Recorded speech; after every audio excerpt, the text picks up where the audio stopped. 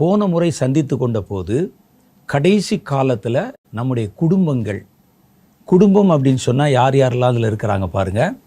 குடும்பத்தை நடத்தி செல்லுகிறவர்கள், அவர்களுடைய பொருளாதார காரியங்களால் தான் அந்த குடும்பமே நடந்து கொண்டிருக்கும். அது ஒருவேளை குடும்பத்தை நடத்தி போகிற ஒரு கணவனாக இருக்கலாம், அல்லது மனைவியாக இருக்கலாம், அல்லது 2 பேரும் சேர்ந்து இருக்கலாம். எப்படி அந்த குடும்பத்தை நடத்திட்டு போகிறவங்க இருப்பாங்க. அந்த குடும்பத்தில் அந்த குடும்பத்தை சார்ந்த வயதான பெரியோர் அங்கே இருப்பாங்க. இப்போல்லாம் இந்த காலத்தில் நீங்கள் நிறைய பார்த்தீங்கன்னா கொஞ்சம் வயசாச்சுன்னா அவங்கள கொண்டு போய் முதியோர் இல்லங்களில் சேர்த்து விடுகிறார்கள். கடைசி காலத்தில் பெற்றோரை கைவிடுவது மாதிரி பாவம் உலகத்தில் வேறு ஒன்றுமே கிடையாது. அதை கர்த்தருடைய பிள்ளைகள் ஒரு காலம் செய்யவே கூடாது. நான் அப்படி தான் சொல்லி கொண்டிருந்த போது ஒருவர் சொன்னார், இப்போ பெற்றோரை நம்ம பார்த்துக்கிறேன்னு இங்கே சொல்கிறீங்க பிரதர், ஆனால் பெற்றோர் வீட்டுக்குள்ளே இருந்தால் அவங்க பண்ணுற அட்ராசிட்டி பார்த்திங்கன்னா எங்கள் பிள்ளைகளை ஒழுங்காக வளர்க்க விட மாட்டேங்கிறாங்க, அவர்களுக்கு செல்லம் கொடுத்து கெடுத்து விடுகிறார்கள், அல்லது எனக்கு இது வேணும்னு சொல்லி அடம் பிடிக்கிறாங்க, அவங்க இப்படி நடக்கிறாங்க அப்படி நடக்கிறாங்க, ராத்திரி 10 மணி 12 மணிக்கு எனக்கு பசிக்குதுன்னு சொல்கிறாங்க. இதெல்லாம் அவர்களை வைத்து கொண்டு நடத்துவது எங்களுக்கு கஷ்டம். நாங்கள் 2 பேரும் வேலைக்கு போகிறோம், இவங்களை உட்காந்து ஒரு ஆள் கண்ணும் கருத்துமாக பார்த்துக்கிட்டு இருக்க முடியுமா அப்படிலாம் சிலர் கேள்வி எழுப்புகிறாங்க. நீங்கள் ஒன் சைடு தான் பார்க்குறீங்க, வயசானவங்களை கொண்டு போய் முதியோர் இல்லத்தில் விட்டுறாங்களே, அது பாவமாக இருக்கே, பிள்ளைகளை பார்க்கணும் ஏங்குறாங்களேன்னு. இந்த பெற்றோர் வீட்டில் என்னென்ன பண்ணுறாங்கன்னு உங்களுக்கு தெரியாது என்றார். நான் சொன்னேன், நீங்கள் குழந்தையாக இருந்தபோது இதை விட நீங்கள் பெருசாக பண்ணீங்க. ராத்திரி எந்த நேரம் அழுவீங்கன்னே தெரியாது. உடனே பிள்ளையை தூக்கி கொண்டு அவங்க ஆர்ஃபனேஜில் விட்டு வந்துட்டாங்களா? ஒரு குறிப்பிட்ட வயசு வரைக்கும் வளங்க, அப்புறம் நாங்கள் வாங்கிக்கிறோம்னு சொன்னாங்களா? ராத்திரி 1 மணி 2 மணிக்கு வீர்னு கத்துவீங்க. பிள்ளைகளை வளர்க்க எவ்வளோ கஷ்டப்பட்டாங்க. இன்றைக்கு அந்த பெற்றோர் அவர்களுடைய முதிர் வயதில் தள்ளாத வயதில் அவர்களுக்கு சில தேவைகள் இருக்கும். அதை கேட்டால் அது அந்த நேரத்தில் செய்வதில் என்ன தவறு இருக்கிறது? அப்படி என்ன பெருசாக அவங்க பண்ணிட போகிறாங்க? பெற்றோரை நீங்கள் என்ன காரணம் சொன்னாலும் பெற்றோரை கைவிடுவதை ஒத்துக்கொள்ளவே முடியாது. நீங்கள் சமுதாயத்தில் மற்ற காரியங்களை பார்த்தீங்கன்னா, தன் பிள்ளைகள் பெற்றோரை மதிக்கிற பிள்ளைகள் சமுதாயத்தில் நல்ல நிலைமையில் இருப்பாங்க. பெற்றோரை கைவிடுகிறவர்கள் தங்களுடைய கடைசி காலத்தில் ரொம்ப கஷ்டத்தை அனுபவிப்பாங்க. நதியின் காகங்கள் அவருடைய கண்களை பிடுங்கி போடும் என்று வேதம் சொல்லுகிறது. நான் உனக்கு தருகிற தேசத்தில் நீடித்த காலம் நீ நிலை பெறும்படிக்கு, உன்னுடைய ஆயுசு நீடிக்கணும்னு சொன்னால் வேறு மருந்து சாப்பிட்றது மாத்திரை சாப்பிட்றது இதெல்லாம் இல்லை. உன் தகப்பனுக்கும் தாய்க்கும் கீழ்ப்படிவாயாக, உன்னுடைய அப்பாவையும் அம்மாவையும் கனம் பண்ணுவாயாக. பெற்றோரை கனம் பண்ணாலே போதுமா, அது ஆயுசு நாட்களை பெருக பண்ணிவிடுன்னு நான் சொல்லலை, கர்த்தர் சொல்லியிருக்கிறார். இதுக்கு என்ன சம்மந்தம் இருக்குது? அப்போ ஆயுசு பெருக பண்ணும். அப்போ இதனால் நீங்கள் எந்த சூழ்நிலையிலையும் அவர்கள் ஒருவேளை முடியாத காலங்களில் அவர்களை கவனித்துக் கொள்வது கடினமாக இருந்தால் கூட நீங்கள் இதை பார்த்து தான் ஆகணும். பெட்லேயே அவர்களுடைய இயற்கை கழிவுகள் எல்லாம் போயிடுது, முடியலை, எங்கேயாவது கொண்டு போய் சேர்த்துடலாம், அது தவறு. பெற்றோரை கனம் பண்ணாத எந்த குடும்பமும் நல்ல நிலைமையில் விளங்காது. இது கர்த்தருடைய வேதம் நமக்கு காட்டுகிற உண்மை. அதை புரிஞ்சுக்கிறணும். அப்போ வயசானவங்க இருப்பாங்க குடும்பத்தில். அடுத்து பாருங்கள், வாலிபர்கள் இருப்பாங்க, ஒரு 2-3 வாலிபர்கள். இவங்கள தான் நீங்கள் ரொம்ப கண்ணும் கருத்துமாக கவனிக்கணும். வாலிபர்கள் சின்ன குழந்தைகளாக இருக்கும்போது நம்மிடத்துல நல்லா இருப்பாங்க, பயபக்தியாக இருப்பாங்க, ரெஸ்பெக்ட் கொடுப்பாங்க. ஒரு குறிப்பிட்ட வயது, அதாவது ஒரு 15-16 வயது, இந்த டீனேஜ்னு சொல்கிறாங்க பாருங்கள், அப்போ அவர்களுக்குள்ளே ஒரு மாற்றம் உண்டாகும். அந்த மாற்றம் வரும்பொழுது யாரை பார்த்தாலும் எடுத்தெறிந்து பேச சொல்லும், கோபப்பட சொல்லும், அற்பமாக நினைக்க சொல்லும், உங்களுக்கெல்லாம் என்ன தெரியும் என்று சொல்ல சொல்லும். அது வரைக்கும் கைகட்டி வாய் பொத்தி தன் தகப்பனுக்கு முக்கியத்துவம் கொடுத்தவங்க அப்புறம் பார்த்தீங்கன்னா அப்பா முகத்தையே பார்க்க மாட்டான், அவருக்கு இந்த பக்கம் அந்த பக்கம் நடந்து போயிடுவான். அது ஒரு குறிப்பிட்ட பருவத்திலே மாற்றம் உண்டாகும். இந்த மாதிரி நேரத்தில் தான் நீங்கள் பிள்ளைகளை கண்ணும் கருத்துமாக கவனிக்கணும். ஏனென்றால் குடும்பத்தில் இருக்கிறவர்களோடு இருக்கிற உறவு அவன் தன்னைத்தானே கொஞ்சம் விலைக்கு பிரித்து கொள்ளும்போது அந்த வெற்றி இடம் இருக்கு பாருங்க, அந்த வேக்வாம், அந்த இடத்துல தான் சாத்தான் தன்னை புகுத்தி கொள்வான். அப்பா கூட அம்மா கூட நேரம் செலவழித்து அதெல்லாம் விட்டுட்டு இப்போ தனித்தனியாக அப்படி போகிறான் பாருங்கள், அந்த கேப்பில் தான் சாத்தான் உட்காந்துருவான். ஆகவே இதுதான் குடும்பம். அதில் சில சமயத்தில் நம்ம குடும்பத்தில் குழந்தைகள் இருப்பாங்க. அப்போ குழந்தைகள், வாலிபர்கள், பெற்றோர், அவங்கள அங்கே வீட்டில் இருக்கிற வயோதிபர்கள், இதெல்லாம் கொண்டு தான் ஒரு குடும்பம். இது மாதிரி குடும்பங்கள் இருக்கிறது. குடும்பங்களில் நம்ம பார்த்திங்கன்னா இந்திய கலாச்சாரத்தில் குடும்பங்களில் சில பகுதிகளில் குடும்பம் ஒன்று சேர்ந்து இருக்கும். ஒரு 18 பேர் 20 பேர் இருப்பாங்க. 18 பேர் 20 பேர், பெரியப்பா பிள்ளைகள், சித்தப்பா பிள்ளைகள் எல்லாம் சேர்ந்து ஒரு கூட்டு குடும்பம்னு சொல்கிறாங்க. அந்த மாதிரி வழக்கம் தமிழ்நாட்டில் அல்லது இந்தியாவில் பல இடங்களில் முன்ன ஒரு கிட்டத்தட்ட 60 வருஷத்துக்கு முன்னால் அதுதான் ரொம்ப தீவிரமாக இருந்தது. ஒரு வீட்டுக்குள்ளே எல்லாருமே இருப்பாங்க. அவருடைய பெரியப்பா பிள்ளைகள், சித்தப்பா பிள்ளைகள், தன்னுடைய உடன் பிறந்தவர்கள், அக்கா பிள்ளைகள், எல்லாரும் ஒரே குடும்பமாக இருப்பாங்க. அந்த குடும்பத்தை பார்த்திங்கனாலே ஏதோ ஒரு பெரிய ஸ்கூல் மாதிரி இருக்கும். அதில் ஒருவருக்கு ஒருவர் விட்டு கொடுப்பது, அன்பு செலுத்துவது, அவள் ஒருவரை ஒருவர் நேசிப்பது, ஒரு குடும்பமாக வாழ்வது என்ற ஒரு நல்ல சூழ்நிலை இருந்தது. இப்போ இருக்கக்கூடிய மாடர்ன் உலகத்தில் அது சாத்தியம் இல்லாமல் போய்விட்டது. ஆனால் அட்லீஸ்ட் அதில் பல குடும்பங்கள் சேர்ந்த குடும்பமாக இல்லாட்டா கூட உங்கள் குடும்பம் மாத்திரமாவது ஒரு குடும்பமாக இருக்கணும். அதில் 8 பேர் இருந்தால் 8 பேர் 8 திசையில் இருக்கக்கூடாது. அந்த குடும்பங்கள் ஒரு இடத்துல ஐக்கியமாக இருக்கணும். வேலையின் நிமித்தம் ஒரு வேளை நம்ம வெளி இடங்களில் வேறு இடங்களில் பிரிந்து வாழ நேர்ந்தால் கூட நீங்கள் அந்த இணைப்பை எந்த சூழ்நிலையிலும் விட்டுறக்கூடாது. எந்த ஊரில் இருந்தாலும் ஃபோன் பண்ணி பேசணும், நலம் விசாரிக்கணும், எல்லா காரியங்களையும் கேட்டு நம்ம கூடவே இருக்கிற மாதிரி ஒரு உணர்வை அந்த குடும்பத்துக்குள்ளே நம்ம கொடுத்து விட வேண்டும். அப்போ தான் குடும்பம் குடும்பமாக இருக்கும். குடும்பம் பிரிய உடைய ஆரம்பிச்சிருச்சுன்னா வேக்வம், நான் சொல்லுகிற அந்த வெற்றிடம் எந்த இடத்துல வருமோ சாத்தான் கால் வச்சுருவான். அந்த இடத்துல உள்ளே வந்துட்டான்னா போதும். சாத்தான் புகுந்த வீடு எப்படி இருக்கும் யோசிச்சு பாருங்களேன். ஒரு மனிதனுடைய சரீரத்துக்குள்ளே சாத்தான் புகுந்த போது இயேசு கிறிஸ்து அவனை அந்த கெனசரேத்து கடல் கரையில் அந்த பிரேதங்கள் இருக்கக்கூடிய கல்லறைகள் இருக்கிற இடத்துல அவன் வஸ்திரம் தெரியாதவனாய் இருந்தான். அவன் என்ன செய்வான்? கூர்மையான கல்லுகளை எடுத்துக்கொண்டு தன்னுடைய கையை காலை அவனே கீறிக்கொண்டு தன் இரத்தத்தை தானே உறிஞ்சி குடித்து கொண்டு முடியெல்லாம் சடை பிடிச்சு வளர்ந்து, இது மனிதனா மிருகமா என்று கூட தெரிய முடியாத அளவுக்கு அந்த ரோட்டில் யார் கடந்து போனாலும், அந்த கல்லறைகள் இருக்கிற பக்கத்தில் யார் கடந்து போனாலும் கல்லறைகளுக்கு நடுவிலிருந்து எந்திரிச்சு வந்துடுவான். அவங்கள அடித்து உதைச்சி ரத்த விளாரியாக்கி ரத்தம் பார்க்கணும் அவனுக்கு. அதான் காரணம் என்ன? அவனுக்கு யாருன்னு தெரியாது, அவன் என்ன செய்கிறோம் என்று தெரியாது. தன்னுடைய சொந்த சரீரத்தை காயப்படுத்துவான். யாரும் கிடைக்கலன்னா தன்னுடைய கையை தானே குத்தி தன்னுடைய நெஞ்சில் கல்லை வச்சு அப்படியே கீறிக்கொண்டு. காரணம் என்ன அப்படின்னு கேட்டால் அவனுக்குள்ளே பொல்லாத ஆவிகள்.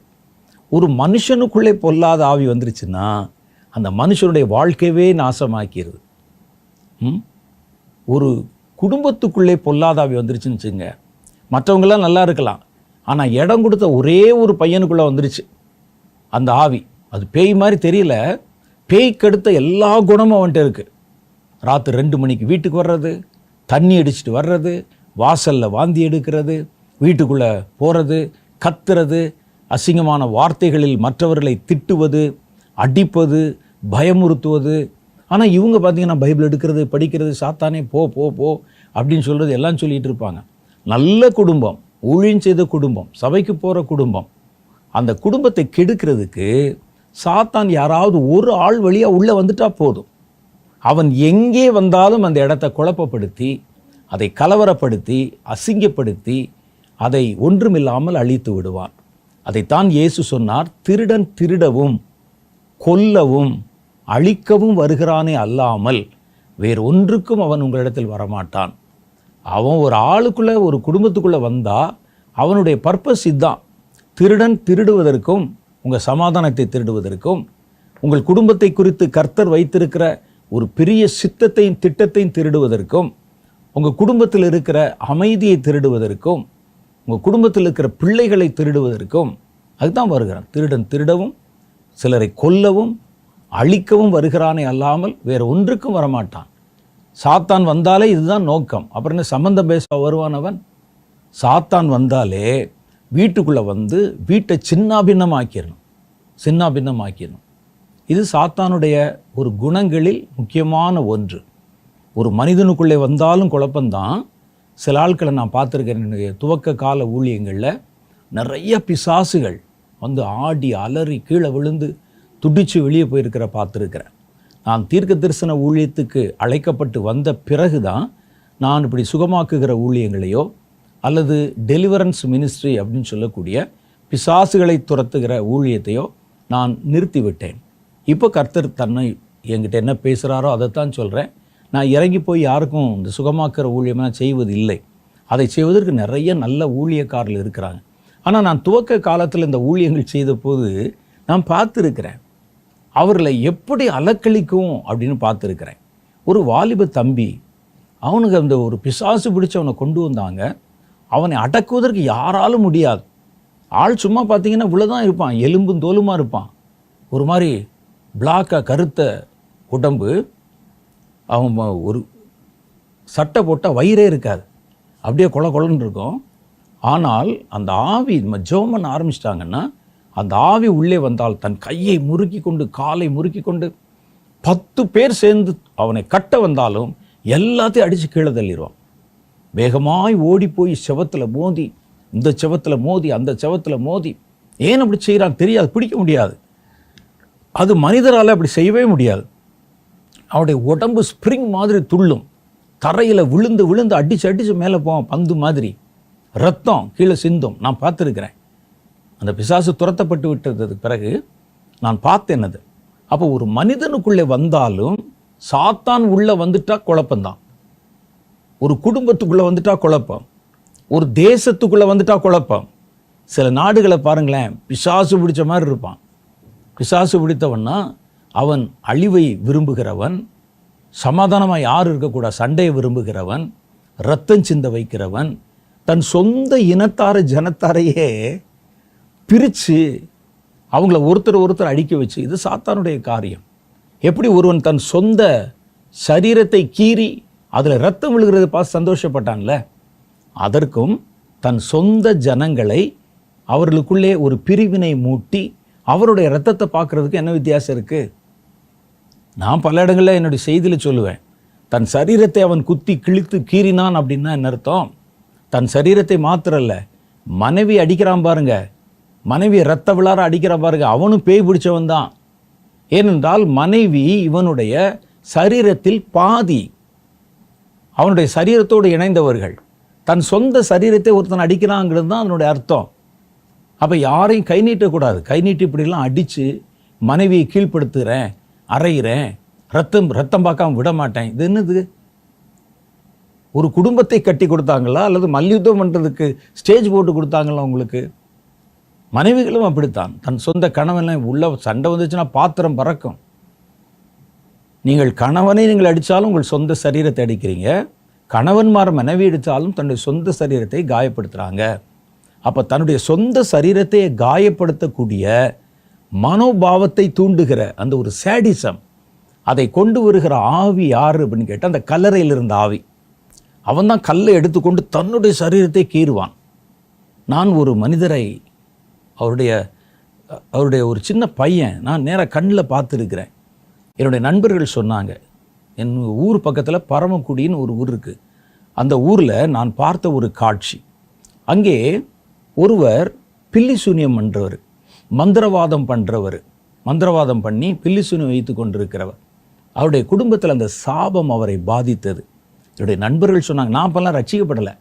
என்னுடைய நண்பர்கள் சொல்கிறாங்க, அந்த பையனை நீ பார்த்தீங்கன்னா பயங்கரமாக இருக்கும், நான் கூட்டு போகிறோம் அப்படின்னு சொல்லி அங்கேருந்து ஐடிஐயில் படித்த என்னுடைய நண்பர்கள், என் கூட ஸ்கூலில் படிச்சுட்டு அங்கே படித்தவங்க, ஒரு நாள் அந்த பக்கம் கூட்டு போனாங்க. அவர் இருக்கிற வீட்டு பக்கம். அந்த வீட்டு வாசலில் அந்த பையன் உட்கார்ந்துருக்கிறான். அவருக்கு ஒரே ஒரு மகன்தான், ஒரு பையன் உட்கார்ந்துருக்கிறான். அவன் என்ன செய்கிறான்னு சொன்னால், தன்னுடைய கூர்மையான பற்களால் கையை அப்படி கடித்து தன்னுடைய சதை அப்படியே பிச்சு, ஒரு ஆட்டு எலும்பிலிருந்து கறி எப்படி பிச்சு எடுப்பாங்க, ஒரு மட்டன் சாப்பிட்றவங்க, சிக்கன் சாப்பிட்றவங்கள பாருங்களேன், சிலர் அதை ரொம்ப ஸ்லாகித்து போய் கடித்து இழுப்பாங்க. அதே மாதிரி தன்னுடைய சொந்த கையை கடித்து அதை அப்படியே வந்து இழுக்கிறான். அப்படி இழுத்து மென்று சாப்பிட்றான். ரத்தம் சொட்டுது, எலும்பு வெளியே தெரியுது. இது மாதிரி அவன் தினம் கடிச்சு இங்கெல்லாம் நிறைய இடங்களில் இரத்த விளாறாக இருக்கிறான். அவருடைய தகப்பனுக்கு அவனை பார்த்து பார்த்து பார்த்து மனம் வெதும்பி கடைசியில் ஒரு நாள் அவர் செத்தே போயிட்டார். ரயில்வே ட்ராக் பக்கத்தில் செத்தே போயிட்டார். அந்த அப்புறம் அவர்கள் என்னானார்கள் என்ற கதையெல்லாம் எனக்கு தெரியாது. தன் சொந்த சரீரத்தை கடித்து மென்று சாப்பிட்றவனை நான் கண்ணால் பார்த்துருக்கிறேன். அப்போ இதே மாதிரி ஒரு ஆள் தான் அந்த கல்லறை இருக்கிற இடத்துல தன் சொந்த சரீரத்தை, சொந்த சரீரம்னா நம்ம சரீரம் மாத்திரம் இருக்குன்னு அவசியம் இல்லை. குடும்பத்தில் தங்களுடைய சொந்த சரீரம், மனைவி அடிக்கிறவனும் கணவனை அடிக்கிற மனைவியும் தன்னுடைய சொந்த சரீரத்தையே தண்டித்து கொள்ளுகிறவர்கள். காரணத்தோடு இருந்தால் கூட பரவாயில்ல, ஏதோ அதுக்கு ஒரு லாஜிக் சொல்லலாம். ஆனால் அப்படி அது கூட தப்பு தான். ஆனால் அவன் வன்மமாய் வைத்து கொண்டு தண்ணி அடிச்சிட்டாருன்னா இவருக்கு எங்கேருந்து பலம் வரும்னு தெரியாது. தெரு முனையில் வரும்போதே சவுண்டு விட்டுக்கிட்டு வருவான். வீட்டில் கதவை திறப்பான். நான் கூப்பிட்டது கேட்கலையாம்மா. எங்கள் தெருவிலேருந்து கூப்பிட்டா கேட்காதா? வந்து உடனே அடித்து 12 மணி 1 மணிக்கு வீட்டை ரணகலமாக்கி, இது அதே ஆவிதான். தன் சொந்த மாம்சத்தை ரத்தம் பார்க்காம விடாத ஆவி. இதே ஆவி தேசத்துக்குள்ளே போகும்போது என்ன செய்யும் பாருங்களேன். தேசத்துக்குள்ள தன்னுடைய இனத்தார் தான், தன்னுடைய ஜனங்கள் தான்.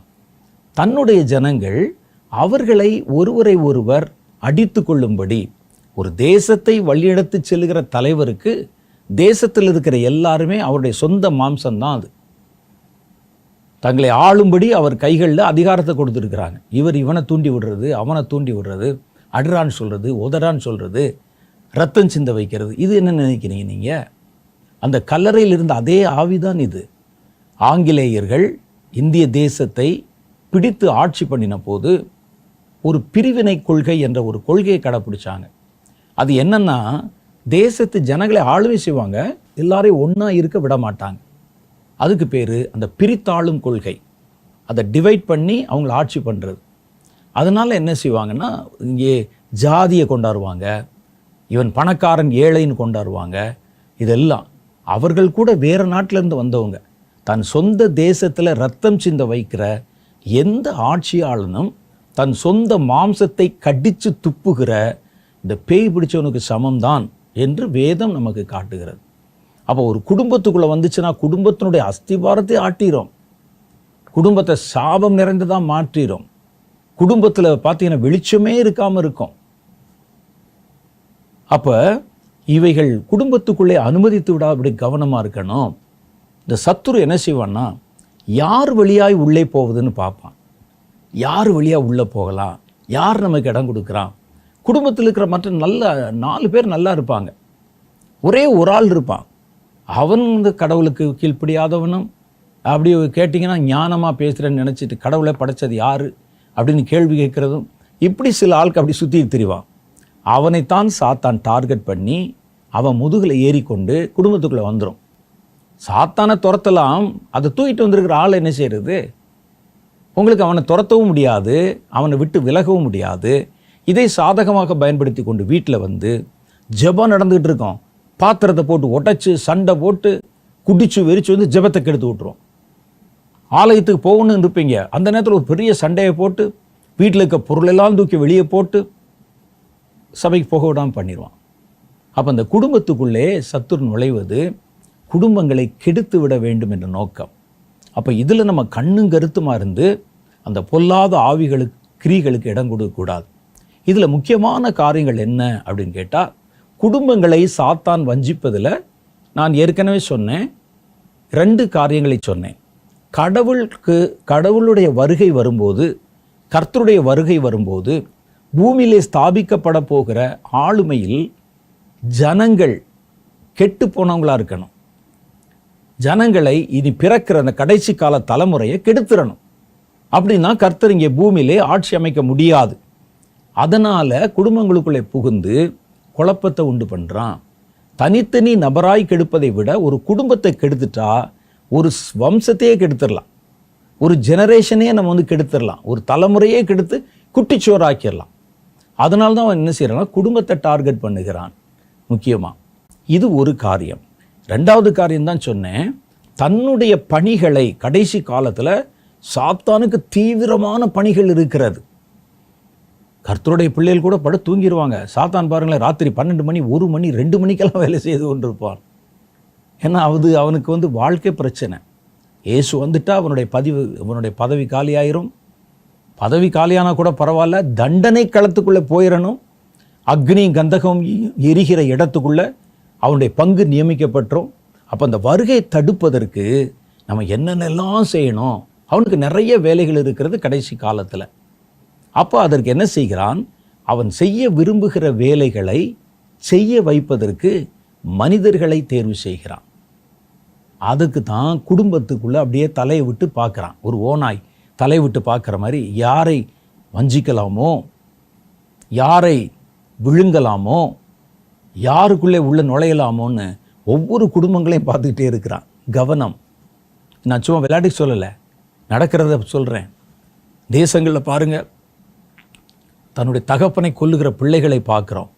தன்னுடைய தாயை வெட்டி கொன்று போட்டுறான் பிள்ளைகளை பார்க்குறோம். இப்போ இந்த குழந்தைகளை நம்ம கண்காணித்து வளர்க்காவிட்டால் அவர்களை அடக்க முடியாதவர்களாக மாறிடுறாங்க. அப்போ சாத்தானுக்கு தன்னுடைய காரியத்தை செய்ய அவன் ஏற்படுத்துகிற மனிதர்கள் தன்னுடைய பிசாசு கெடுத்த குணத்தை கொண்டிருக்கணும். ஒருத்தன் கையை வெட்டி, காலை வெட்டி, கழுத்தை வெட்டி, காதை வெட்டி, சன்னமாக ஒருவனை வெட்டி கொஞ்சம் கொஞ்சமாக சித்திரவதை பண்ணி கொன்றா கூட அதில் ஒரு சந்தோஷம் காணணும், ஒரு சைக்கோத்தனம். அப்போ இப்படிப்பட்டவர்களை பிடித்து அவர்களுக்கு பார்த்தீங்கன்னா அடுத்தவர்களுடைய துன்பத்தில் தான் அவர்களுக்கு இன்பம் கிடைக்கும், அடுத்தவர்கள் வேதனைப்படுகிறலாம் இன்பம் கிடைக்கும். அப்படிப்பட்ட ஆவிகள் குடும்பத்தில் மனிதர்களை பிடித்து கொள்ளும். அவன் எதை பற்றியும் கவலைப்படக்கூடாது. அவன் சாத்தான் சொல்லுகிற வேலையை அப்படியே செய்யணும். பாருங்களேன், அப்படிப்பட்ட ஒரு பெரிய கூட்டம் இருக்கிறத பார்க்குறோம். ஒரு பெரிய சினிமா நடிகர்களுடைய திரைப்படம் வெளிவருதுன்னு சொன்னால் சாத்தானை விட்டுருங்க, இந்த மனிதருடைய மென்டாலிட்டி எப்படி இருக்குது பாருங்கள். ஒரு திரைப்படம் வருதுன்னு சொன்னால் ஃபஸ்ட்டு டே ஃபஸ்ட்டு ஷோ, FDFSன்னு சொல்கிறாங்க இப்போ புதுசாக. முதல் நாள் முதல் காட்சி, அது பார்த்தே தீரணும் அப்படிங்கிற ஒரு வெறி மாத்திரம் இல்லை. பேனர் கட்டணும், கட் அவுட் வைக்கணும், போஸ்டர் ஒட்டணும், அது 100 அடி உயரத்துக்கு இருக்கும், மேலே ஏறி பாலாபிஷேகம் பண்ணணும். இது ஏன் அவர்களுடைய மனம் அப்படி மாறுகிறது நமக்கு தெரியல. அது எதுவோ என்னுடைய உயிர் போனாலும் பரவாயில்ல அப்படின்னு வந்து நிற்பான். அப்போ இப்படிப்பட்ட ஆட்கள் தான் அவனுக்கு வேண்டும். தங்களுடைய காரியத்தை பற்றி யோசிக்கக்கூடாது, தன்னுடைய உயிர் விரயமாக போயிருமேன்னு யோசிக்கக்கூடாது, எதிர்காலத்தை பற்றி யோசிக்கக்கூடாது, செத்துருவோமேன்னு யோசிக்கக்கூடாது. அவர்கள் காட்டுகிற இடத்துல உயிரே போனால் கூட ஒருத்தன் செத்து கீழே விழுந்தாலும் அவன் மேலே ஏறிட்டு மற்றவங்க போவாங்க. எத்தனை திரைப்படங்கள், புதிதாக வந்த திரைப்படங்களில் எவ்வளோ பேர் கீழே விழுந்து மரணம் அடைந்த செய்திகளை கேள்விப்படுறோம். தன்னுடைய தாய்க்கு ஒரே பிள்ளை, தன்னுடைய குடும்பத்துக்கு ஒரே பிள்ளை, அவன் வேலை பார்த்தா எங்கள் குடும்பம் ஓடிக்கொண்டிருக்கிறது, இப்படிலாம் சொன்ன செய்திகளை கேட்குறோமே. அப்போ இவருடைய மனதை யார் குருட்டாட்டம் பிடிக்க பண்ணுவது? அப்படிப்பட்ட செலிப்ரிட்டிஸை நீங்கள் பக்கத்தில் போய் பார்த்தீங்கன்னா வேறு மாதிரி இருப்பாங்க. நீங்கள் சாதாரணமாக பார்க்குற மனிதர்களிடத்தில் இருக்கக்கூடிய நல்ல குணம் கூட இருக்காது அவங்ககிட்ட. இவர்களுக்காக உயிரை கொடுத்தோம் என்று அப்போ அவர்களெல்லாம் குருட்டாட்டம் பிடிக்க பண்ணி ஒரு மாய வலையில சிக்க வச்சு என்ன சொன்னாலும் செய்கிறாங்க பாருங்கள். அந்த மாதிரி ஒரு மென்டாலிட்டி உள்ள கூட்டம்தான் சாத்தானுக்கு வேண்டும். இப்போவே அதை உருவாக்க ஆரம்பித்திருக்கிறான். அதுக்கு சில மனிதர்களை, சில இடங்களில் நீங்கள் பார்த்தீங்கன்னா ஈசல், இந்த விட்டில் பூச்சி இவைகளை பிடிப்பாங்க. கிராம பகுதிகளில் மழை பெஞ்ச உடனே பார்த்தா ஈசல் அப்படின்னு ஒரு சின்ன ஒரு பூச்சி வரும். ஒரு லேந்தர் எடுத்துகிட்டு போவாங்க, ஒரு லைட்டு. அந்த லைட் எடுத்து கொண்டு போய் பக்கத்தில் வச்சுட்டு பக்கத்தில் ஒரு தண்ணி வைத்திருக்கிற ஒரு இது ஒன்று, திவலை ஒன்று வச்சுருப்பாங்க. அது பக்கத்தில் வந்து நின்றுக்கிட்டு அந்த ஈசல் வரக்கூடிய பொந்து பக்கத்தில் சத்தம் கொடுப்பாங்க. சத்தம் கொடுக்காட்டினாலும் வந்துடும். அந்த லைட்டை பார்த்தோன்னே, அந்த லைட்டை பார்த்தோன்னே நேராக வந்து பாய்ந்து அதன் மேலே வந்து லட்சக்கணக்கில் வந்து விழுகும் மழை நேரங்களில்.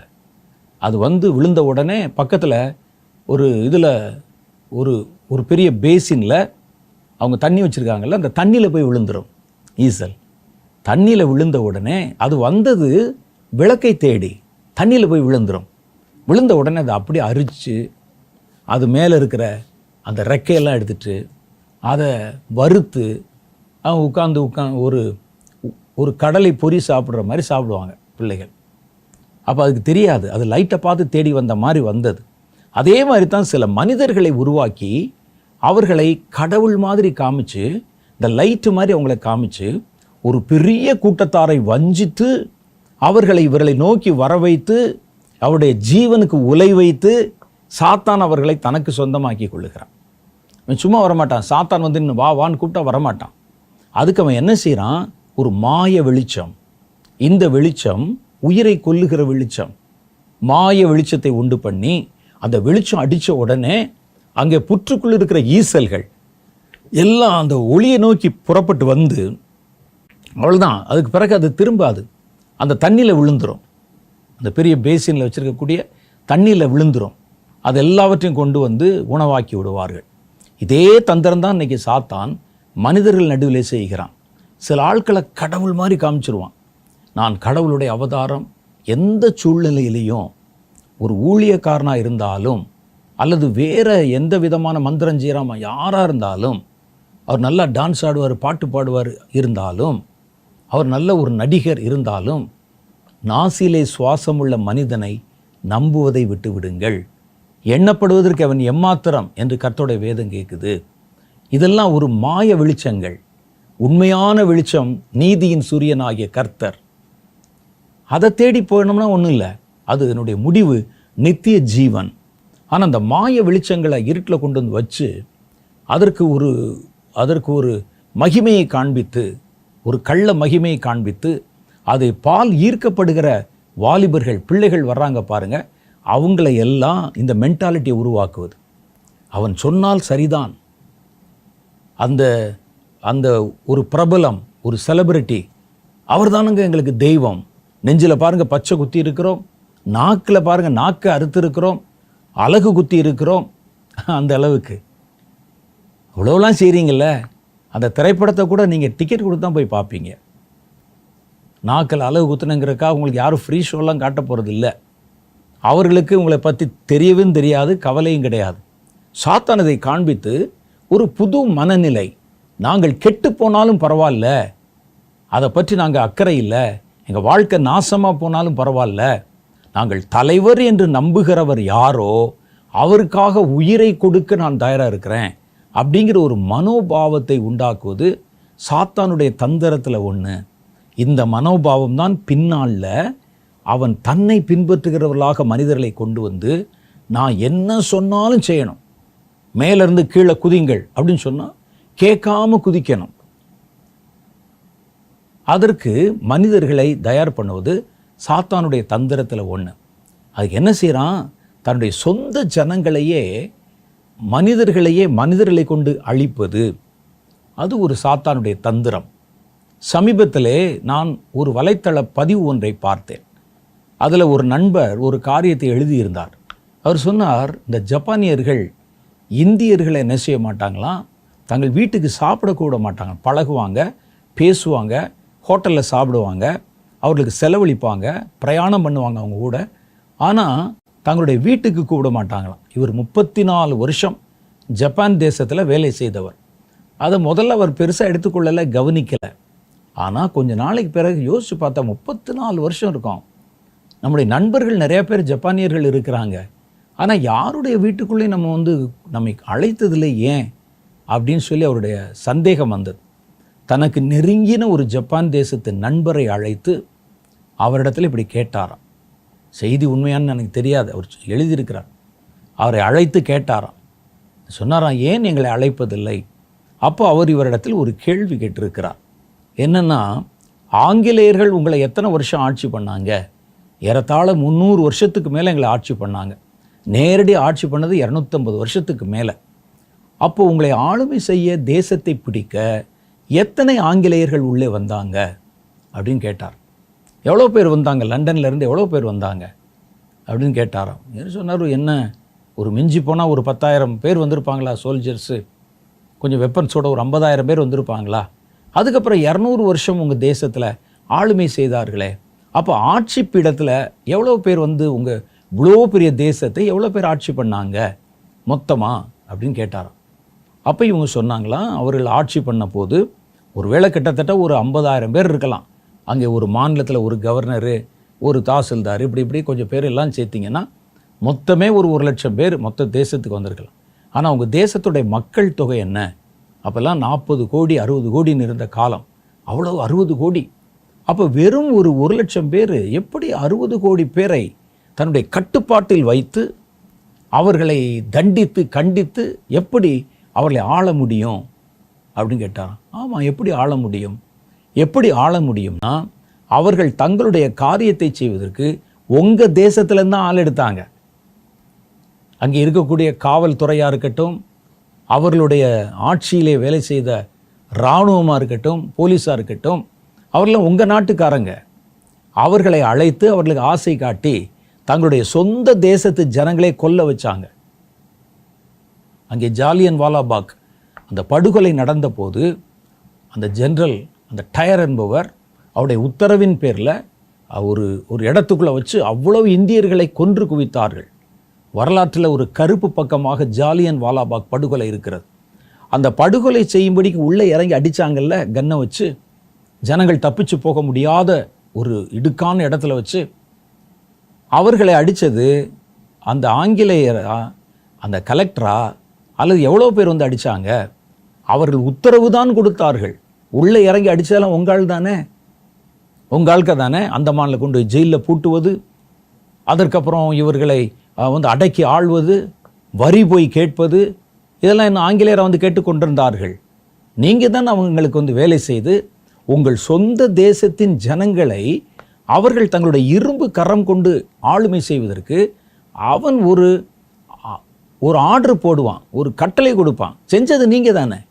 அவனை தூக்கில் போட்டிங்களே, அன்னைக்கு வீரபாண்டிய கட்டபொம்மனை அங்கே தூக்கில் போட்டாங்க. ஆங்கிலேயர்கள் தூக்கில் போட்டாங்கன்னு சொல்கிறீங்க. ஆங்கிலேயர்கள் ஆர்டர் போட்டாங்க. அவர் கழுத்தில் தூக்கு மாட்டினது யார்? உங்கால் தானே.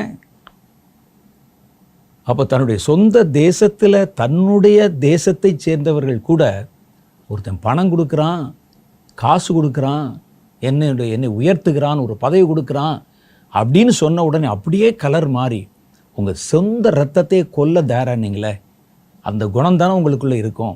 அதனால் நாங்கள் வெளியே பேசுவோம், பழகுவோம். நீங்கள் நடந்து கொண்ட அந்த சரித்திர காரியங்களை நாங்கள் பார்க்கும்போது எங்கள் மனசில் உங்கள் மேலே ஒரு நல்ல அபிப்பிராயம் கிடையாது. அதனால தான் நான் உங்களை அழைப்பதில்லை. அதுக்கு முன்னால் அந்த முகலாயர்கள் உள்ளே வந்தபோது ஆப்கானிஸ்தான்லேருந்து எவ்வளோ பேர் உள்ளே வந்தாங்க. அந்த பாபர் வந்தபோது, அக்பர் வந்தபோது, அப்புறம் கோரி முகமது, கஜினி முகமது வந்தபோது எவ்வளோ பேர் வந்தாங்க. உங்கள் தேசத்தில் 1.5 கோடி பேர், அந்த நேரத்தில் 40 கோடி இருந்தீங்களே, அவன் 45 கோடியில் வந்திருக்கணும். அவன் வந்தது கொஞ்சம் பேர் தானே வந்தாங்க. ஒரு 10,000 பேர் இருக்குமா? அவர்களால் எப்படி ஆளுமை செய்ய முடிந்தது? உங்கள் பலத்தை வச்சு தானே ஆளுமை செய்ய முடிந்தது. அதே தான் சாத்தான் இன்றைக்கு மனிதர்களை கொண்டுதான் மனிதர்களை அவருடைய சொந்த இரத்தத்தை அடக்கி ஆள்வதற்கு இவனுக்கு ஏதாவது நாய்க்கு எலும்பு துண்டு போடுற மாதிரி போட்டு ஒரு பாவம், ஒரு இச்சை போன்ற காரியங்களை கொடுத்து தன் பின்னாலேயே வாலாட்டி கொண்டு வர வைத்து தன் சொந்த ஜனங்களை கொல்லும்படிக்கும், சாத்தானுக்கு நம்ம வந்து மகிமை செலுத்தும்படிக்கும், மகிமை செலுத்தாதவங்களை உள்ளே பிடிச்சி கொலை பண்ணுங்கிற உத்தரவு கொடுத்தா அதை நிறைவேற்றுகிறது நம்மளால தான் இருப்பான். ஆகவே சத்துரு என்ன செய்கிறான் பாருங்கள், ஜனங்களை தனக்கென்று தன் திட்டத்தை மனிதர்கள் மேல் நிறைவேற்றுவதற்கும், மனிதர்களை பலவந்தப்படுத்துவதற்கும், அவர்களை கொலை செய்வதற்கும் அந்த இனத்திலிருந்தே ஆட்கள் எடுப்பான். அதான். அப்போ சாத்தானுக்கு என்ன செய்யறதுக்கு ஆள் வேணும்? வெளிப்படுத்தின விசேஷம் 13வது அதிகாரம் 14 சில வசனங்கள் சொல்லுகிறார். நீங்கள் அதை எடுத்து படித்து பார்த்தா தான் உங்களுக்கு அதனுடைய முழு கருத்து தெரியும். மிருகத்தின் முன்பாக அற்புதங்களை செய்யும்படி தனக்கு கொடுக்கப்பட்ட சத்துவத்தினாலே பூமியின் குடிகளை மோசம் போக்கி பட்டயத்தினால் காயப்பட்டு பிழைத்த மிருகத்திற்கு ஒரு சொரூபம் செய்ய வேண்டும் என்று பூமியின் குடிகளுக்கு சொல்லிற்று.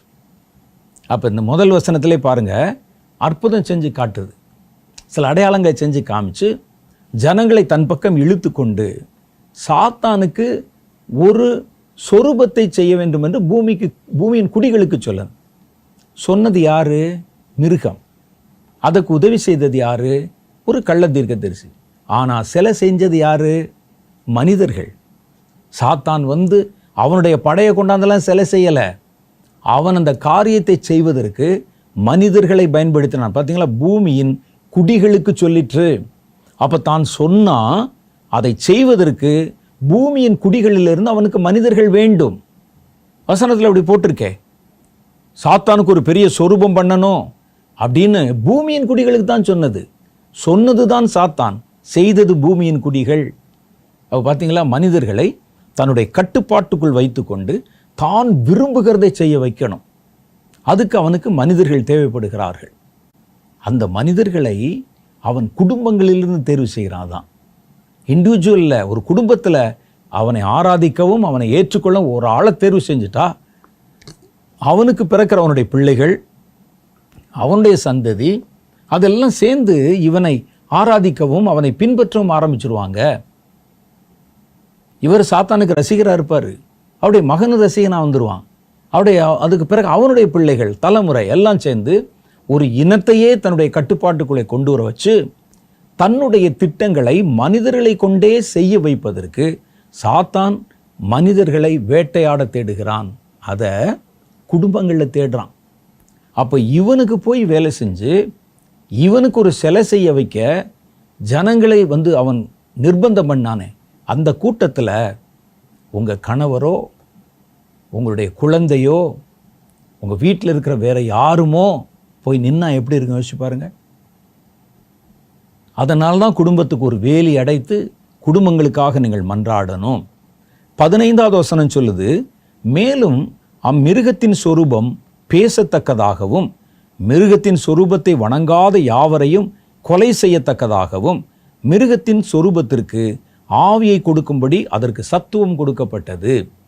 இவங்களுக்கு எந்த மாதிரி ஒரு மிருகத்துக்கு ஒரு சொரூபம் செய்யணும். சொரூபம் சொன்னோடனே நீங்கள் ஒரு பிளாஸ்டர் ஆஃப் பாரிஸை போட்டு கல்லெடுத்து சிலை செய்கிறது இல்லை. இவங்க எப்படிப்பட்ட சிலையை செய்யணுமா? எப்படிப்பட்ட சிலை செய்யணும்? அவன் அந்த சொரூபம் பேசத்தக்கதாக இருக்க வேண்டும். எல்லா சிலை செஞ்சாலும் சாத்தான் ஏற்றுக்கொள்ள மாட்டான். அவங்களுக்கு கொடுத்த ப்ராஜெக்ட் என்னது அப்படின்னு கேட்டால், சொரூபம் செய்ய வேண்டும் என்று பூமியின் குடிகளுக்கு சொல்லிற்று. அதை செஞ்சது பூமியின் குடிகள். அவங்க எப்படிப்பட்ட சொரூபத்தை செய்யணுமா? அந்த சொரூபம் பேசுகிற மாதிரி இருக்கணும். அந்த மிருகத்தின் சொரூபத்தை வணங்காத யாவரையும் கொலை செய்யத்தக்கதாக இருக்கணும். அதற்கு சத்துவம் கொடுக்கும்படிக்கு. அப்படின்னா இது நிச்சயமா இன்னைக்கு பார்த்தீங்கன்னா எந்திரங்கள் பேச ஆரம்பித்திருக்கின்றன. எந்திரங்கள் கூட்டத்தை கட்டுப்படுத்த ஆரம்பித்திருக்கின்றன. ஒரு சிஸ்டம் அது. அப்போ இப்படிப்பட்ட ஒரு சொரூபத்தை உண்டாக்கணும்னா அது நிச்சயமா சாதாரண ஒரு தச்சரோ சாதாரண ஒரு கொல்லரோ சாதாரணமாக சிலை செய்கிறாங்களே ஸ்தபதிகள், சிற்பிகள், அவங்களோ செய்கிற சிலை இல்லை. இந்த சிலையை செய்யக்கூடிய குடிமக்களை எங்கே தேடுவான் தெரியுமா? ஐடியில், ஞானமுள்ள இடத்துல, நல்ல இனி அடுத்த கட்ட விஞ்ஞானத்தை நடத்தி செல்லுகிற நடுவில் தேடினா தான் இவன் சொல்கிற மாதிரி சொரூபத்தை செய்ய முடியும். இந்த மகாபலிபுரத்தில் கல்லில் செய்கிறாங்களே அது மாதிரி அல்ல. அப்படின்னா யாராவது 2 பேரை பிடிச்சி செய்ய அப்படின்னு சொன்னால் செஞ்சிருவான். ஒரு பெரிய சிலை செய்கிறது பெருசு இல்லை. சிலை பேசணும். தன்னை ஏற்றுக்கொள்ளவில்லை என்பதை அது கண்காணிக்கணும். அவர்களை கொலை செய்யணும். இவ்வளவு சிஸ்டம் அதில் இருக்கணும். அப்போ இப்படிப்பட்ட சிலையை நீங்கள் எங்கேயாவது கோயில்லையோ தெரு முனையிலையோ நீங்கள் பார்த்துருக்கீங்களா? அப்போ இங்கே சிலை என்று சொல்லப்படுவது சிலை அல்ல. அது ஒரு சிஸ்டம், அது ஒரு விஞ்ஞானம், அது சாத்தானுக்கென்று உருவாக்கப்பட்ட ஒரு விஞ்ஞானம். அது தன்னை ஏற்றுக்கொள்ளாதவர்களை கொலை செய்யவும், அது ஜனங்களிடத்திலே நூதனமான காரியங்களை பேசி சாத்தானுடைய மகத்துவங்களை சொல்லவும், இப்படிப்பட்ட சத்துவம் பெற்ற ஒரு சிலையாக இருக்கணும். அது அந்த காலத்தில் எழுதுனதுனால உவமையாக சிலை என்ற வார்த்தையை பயன்படுத்தி இருக்கிறாங்க. அந்த சிலை பேசும், பார்க்கும். யாரெல்லாம் நம்முடைய சிஸ்டத்தை ஏற்றுக்கணும். இப்போ அதுக்கெல்லாம் வாய்ப்பு இருக்குல்ல. ஒரு கம்ப்யூட்டர் நம்ம பார்க்குதில்ல, நம்மை கவனிக்குதில்ல. நீங்கள் கூகுளில் போய் ஏதாவது ஒரு பொருளை சர்ச் பண்ணுங்களேன். சர்ச் பண்ணுங்கள், ஒரு ஃப்ளாஸ்க் வேணும், எங்கே ஃப்ளாஸ்க் கிடைக்கும் டைப் பண்ணி பாருங்கள். அப்புறம் மூடி வச்சுருங்க. அப்புறம் நீங்கள் எப்போ அந்த கூகுளை திறந்தாலும் எங்கெங்கெல்லாம் புது வகை ஃப்ளாஸ்கள் இருக்குது, எங்கே இருந்து வருகிறது, அது எவ்வளோ விலைக்கு வாங்கலாம், எப்படி வாங்கலாம்னு விளம்பரங்கள்லாம் வந்துகிட்டு இருக்கோம் ஒரு 10 நாளைக்கு. அப்போ நீங்கள் தேடுவதை அங்கே இருக்கக்கூடிய ஏதோ ஒன்று கண்காணித்து, இவர் இதை விரும்புகிறார், இது சம்பந்தமான காரியங்களை உள்ளே கொடுத்துட்டே வரணும் அப்படின்னு சொல்லுது. அது மாத்திரம் இல்லை, நீங்கள் இன்னும் ஒரு காரியத்தை நல்லா கவனித்து பார்க்கணும். நீங்கள் இப்போ ஃப்ளாஸ்க்கு தானே தேடுனீங்க, ஃப்ளாஸ்க்கு தேடிட்டு நீங்கள் வச்சுட்டீங்க அல்லது வாங்கிட்டீங்க. ஆனால் அது என்ன செய்யும்? நாளைக்கு நீங்கள் ஒரு ஷாப்பிங் மாலுக்கு போகிறீங்க. மாலுக்கு நீங்கள் போன உடனே உங்களுடைய அந்த ஃபோன் எடுத்து பாருங்களேன். நீங்கள் விரும்புகிற மாதிரி ஃப்ளாஸ்க் இந்த மாலில் எந்த கடையில் கிடைக்குன்னு காமிக்கும். நீங்கள் உங்களுடைய விருப்பத்தை தன் ஞாபகத்தில் வைத்து நீங்கள் ஒரு பொருளை வாங்கும்போதே உங்களை வழி நடத்துவதற்கும் காரியங்களெல்லாம் செய்தே. அப்போ அந்த மிருகங்கள் இப்போவே கொஞ்சம் பேச ஆரம்பிக்குது. ஆனால் இனிமேல் அது ரொம்ப ஃப்ளூயண்ட்டாக பேசும். அந்த மாதிரி ஒரு மிருகத்தை செய்யணும்னா அது சாதாரணமான சிற்பிகளால் ஆகிற காரியம் அல்ல, ஒரு தச்சர்களால் உண்டாகிற காரியம் அல்ல, ஒரு உலோகத்தில் செய்த சிலையாக இருந்தால் ஒரு பொற்கொல்லர்களால் ஒரு கொல்லர்களால் செய்யப்படுகிற காரியமும் அல்ல. இது முழுக்க முழுக்க விஞ்ஞானம். அப்போ எவ்வளோ படிச்சிருப்பான், விஞ்ஞானத்தில் எவ்வளோ கரகண்டிருப்பான், பார்த்தா பெரிய ஆளாக இருப்பான், அவனுக்கு தெரியாது நல்ல ஞானியாக இருப்பான். அவன்தான் சாத்தானுடைய டார்கெட்டு. நம்ம நம்பவே மாட்டோம். ஒரு சாதாரணமாக உடுக்கு வச்சுட்டு ஒருத்தர் ரோட்டோரத்தில் நின்று அடித்தார்னா இவர் பில்லி சூனை வைக்கிறவர் பிசாசுன்னு கண்டுபிடிச்சிருவீங்க. ஆனால் இவர் கோட் சூட்டெல்லாம் போட்டு ஒரு பெரிய நிறுவனத்தில் வேலை செய்து ஒரு பெரிய இப்போல்லாம் புதுசாக என்னமோ நிறையா வந்திருக்கே ஏஐ டெக்னாலஜி இந்த மாதிரி காரியங்கள் எல்லாம் வேலை செய்து மாதத்துக்கு பல லட்சம் சம்பாதிக்கிற ஒரு ஆளாக இருப்பார். சாத்தானுடைய டார்கெட் யார் தெரியுமா? இப்படிப்பட்டவர்கள், இப்படிப்பட்ட விஞ்ஞானம், இப்படிப்பட்ட விஞ்ஞானத்தை கற்றுக்கொண்டிருக்கிறவர்கள். அவங்க நம்ம குடும்பத்தில் இருக்கலாம். நம்ம அவர்களை குறித்து பெருமையாக பேசிகிட்டு இருப்போம். பாருங்கள், அவர் அமெரிக்காவுக்கு போய் வேலைக்கு போய் ஒரு மாதத்துக்கு 15 லட்சம் ரூபா சம்பளம் வாங்குறாரு. நல்லது. இவர்கள் இப்போ நல்லா இருப்பாங்க, நாளைக்கு இவர்கள் நிர்பந்திக்கப்படுவார்கள். இவர்களை சாத்தான் எப்படியாவது தன்னுடைய கட்டுப்பாட்டுக்குள்ளே கொண்டு வருவதற்கு முயற்சி பண்ணுவான். விஞ்ஞானம் ஞானம் இதற்குள்ளே ரொம்ப உலக ஞானத்துக்குள்ளே நுழைஞ்சிட்டாங்கன்னா முதல்ல வரக்கூடிய ஆபத்து கடவுளை சந்தேகப்படுவாங்க. யார் சொன்னது கடவுள்? பாருங்கள், கடவுள் செய்கிறத விட பெரிய வேலையெல்லாம் இந்த ஏஐ செய்கிறது, விஞ்ஞானம் செய்கிறது. அப்போ இந்த விஞ்ஞானிகள் அதை நம்ப மாட்டாங்க. இப்படிப்பட்டவர்கள் இருந்தால் ஆபத்து. அப்போ இப்படிப்பட்டவர்களுக்காக நம்ம ஜெபம் பண்ணணும். உங்கள் வீட்டில் யாரும் அப்படிப்பட்ட வேலையில் இருக்காங்களா? இப்போ நல்லா தான் இருப்பாங்க. ஆனால் இந்த நிர்பந்திக்கப்படுகிற நேரத்தில் சாத்தானுக்கு இப்படிப்பட்ட டெக்னாலஜியில் தேர்ச்சி பெற்றவர்கள்லாம் தேவை. அப்போ அவர்களை டார்கெட் பண்ணி எப்படியாவது கடவுளை விட்டு வெளியே பிரித்து எப்படியாவது அவர்களை தன்னுடைய கட்டுப்பாட்டுக்குள் கொண்டு வந்து அவர்கள் விரும்புகிற எல்லாவற்றையும் அவர்களுக்கு தாராளமாய் கொடுத்து அந்த ஏற்ற நேரத்துக்கு வருவதற்கு அவன் வஞ்சிக்க காத்திருக்கிற மனிதர்கள் சாதாரணமான ஆட்கள் கிடையாது. பெரிய பெரிய விஞ்ஞானிகள், பெரிய பெரிய மருத்துவர்கள், பெரிய பெரிய முக்கியஸ்தர்கள், இவங்களை அவன் குறிவைப்பான். அடுத்து பாருங்கள், அந்த மிருகத்துக்கு ஆவியை கொடுக்கும்படி அதற்கு சத்துவம் கொடுக்கப்பட்டது. அது யாரு? அந்த மிருகம் சிறியோர், பெரியோர், ஐஸ்வர்யவான், தரித்திரர், சுயாதீனர், அடிமைகள், இவர்கள் யாவரும் தங்கள் தங்கள் வலது கையிலாவது நெற்றிகளிலாவது ஒரு அடையாளத்தை பெறும்படிக்கும் அந்த மிருகத்தின் முத்திரையாவது அதன் நாமத்தின் இலக்கத்தையாவது தரித்து கொள்ளுகிறவன் தவிர வேறு ஒருவனும் கொள்ளவும் விற்கவும் கூடாதபடி செய்தது. ஒரு சட்டம் போடுறான், நாங்கள் கொடுக்குற இந்த முத்திரையை நீங்கள் அணிந்து கொள்ளணும், இது சாத்தானுடைய முத்திரை. அப்புறம் பப்ளிக்காகவே சொல்லுவான் சாத்தானுடைய முத்திரை தான். ஆனால் அது இருந்தால் தான் உனக்கு சாப்பாடு கிடைக்கும். இல்லை பைபிளில் அப்படி போட்டிருக்கே, அது நீங்கள் தானோ? எங்களுக்கு சந்தேகம் என்ன? நாங்களே தான். சாப்பாடு வேணுன்னா என்று வாங்கிக்க. இனி தைரியமாக சொல்லலாம்ல. அவன் தன்னுடைய கட்டுப்பாட்டுக்குள் கொண்டு வந்து விட்டால் ஏன் முக்காடு போட வேண்டும்? நான் தான் அப்படின்னு ஓப்பனாக சொல்லிடலாம்ல. அவன் அப்படி சொல்லி ஜனங்களை முத்திரை வாங்க வைக்கணும், அதன் இலக்கத்தை தரிக்க வைக்கணும். இது வெறும் மிஷினே செஞ்சிருமா? இல்லை.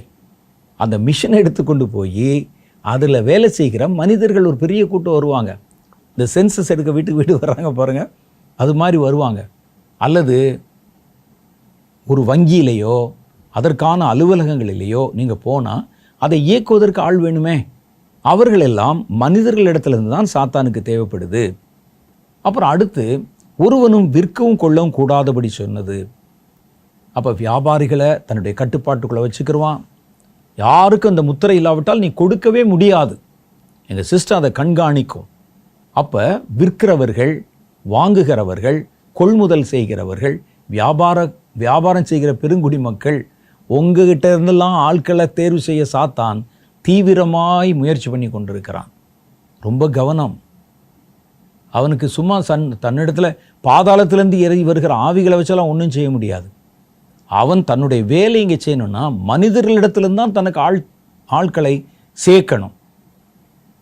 இரண்டாவது காரியம் பாருங்க, தேவனை எதிர்க்கும் ஒரு சந்ததியை உண்டாக்குவது. இதெல்லாம் வேற பக்கம் பொருளாதாரம் செலவு செய்கிறது, ஜனங்களை தன்னுடைய கட்டுப்பாட்டுக்குள் கொண்டு வருது. இன்னொன்று என்னன்னா, கடவுளை எதிர்க்கிற ஒரு தலைமுறையை பிறப்பிக்கணும். வெளிப்படுத்தின விசேஷம் 19வது அதிகாரம் 19வது வசனம் சொல்லுகிறது, பின்பு மிருகமும் பூமியின் ராஜாக்களும் அவர்களுடைய சேனைகளும் குதிரையின் மேல் ஏறி இருக்கிறவரோடும் அவருடைய சேனையோடும் யுத்தம் பண்ணும்படிக்கு கூடி வர கண்டேன். சாத்தானுடைய சேனை ஒரு பக்கம் சொல்லுது. அதில் யார் யார் இருக்கான்னு நீங்கள் பாருங்களேன். சாத்தானோட கூட இருக்கிற அந்த கூட்டம், கடைசியில் ஒரு பெரிய யுத்தம், கடவுளை எதிர்த்து செய்கிற ஒரு யுத்தம். அந்த யுத்தத்துக்கு யார் யார் வருகிறா?